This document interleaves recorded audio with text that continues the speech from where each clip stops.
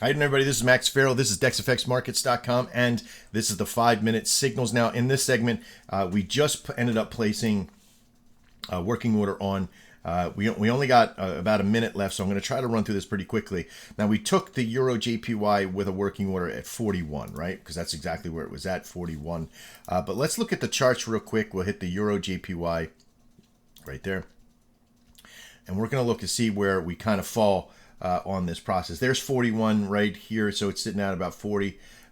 41 was the number that came on. Is there any other support and resistance to validate the process to be higher? The answer is no. Okay, don't start looking for things like, all right, this one here and this one here are about the same, so that looks like a support line. That's not truly a support line. Your support lines are in the red or green. If you have two of the same color, go in the middle. That's what I would say, split the middle. If you have a red and a green line, always go with the red. If you have a light green and a dark green, always go for the darker color. And if you have two reds, go for the middle. Okay, that's what I would suggest that you do.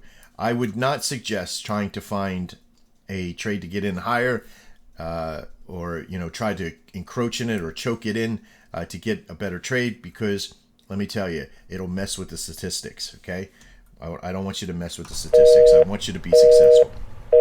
All right, let's jump back over real quickly and let's see what's fired off now.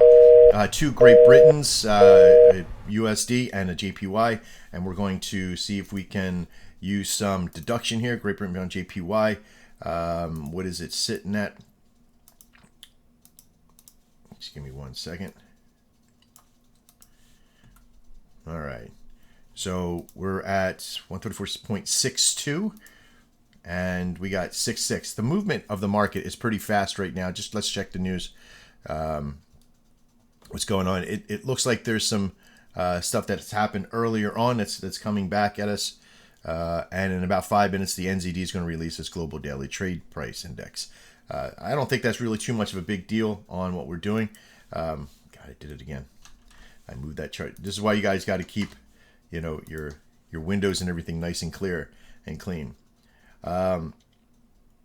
See, Great Britain pound USD 24.38. See, I'm talking too much. Way too much stuff going on. This is why don't follow what I do exactly. 24.38 in this process. 24.38 again. Market's moving way too much. Let's go have a look at the charts. 24.38 US Great Britain pound USD. Yeah, we're getting a lot of market movement, real fast movement. It broke out of this double top area right here to the upside, so this would have been a great indicator. But again, trading in this method, we're just looking for solutions, right? We're looking for how many times can we get attached to the process. Now, would I still put a trade on? Well, you can't, because the signal itself, 24.38, is at that level, and because the markets has moved way too far past it, there's no real good signal to get into. I would not attempt, right? You're going to have plenty of opportunities. Some people would say, well, why would you have all these signals on here if some of them you can't get into? Because it collects data. It collects the data on the success rates of those levels. So when they work, when they are at the levels to where they can get filled and can work, they will win. Okay, these kind of levels, they will win, and that's the point. When they are at these levels, like this is only 1 pip apart. This was a winner. This was a winner. This was a winner. This was a winner. And they got bought. These are trades that actually physically got bought. So when you stay with that solution, this is where the true sense of the system comes into play.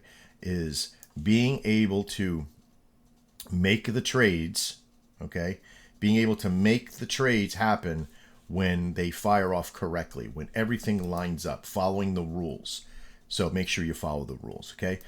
Using the chart system here for the trades is just like anything else. Like if the signals, if you don't get a signal over there and you can come in here, maybe these two signals didn't fire off at the same time, and you wanted to be able to do that, you're going to use the chart. Remember the rules, okay? This SMA has to be pointing in an upward direction for a buy and a downward direction for a sell. The price has to be on the previous bar of the arrow.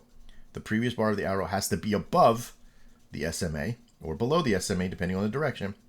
And that the available price, you come back down to the previous bar and come down to the SMA, and you grab that price and add, for you, add 2 pips from the chart. So 24.32 would be that one, or 31 in the case of the signals. Okay, that's what we're here. See, so 24.38 was on the signal side. And why? I'll show you right here. Oh, because we're up here. That's why. This is a different trade. But this one would have been 31. All right. This one was a little bit all over the place. I'm sorry. 5-minute signals seem to do that. They are everywhere. They're exciting, but they're also nerve-wracking. So if this is your cup of tea, then boy, do you got it made. All right. I'm Max. This is Dex. We'll see you next time. And as always, trade well.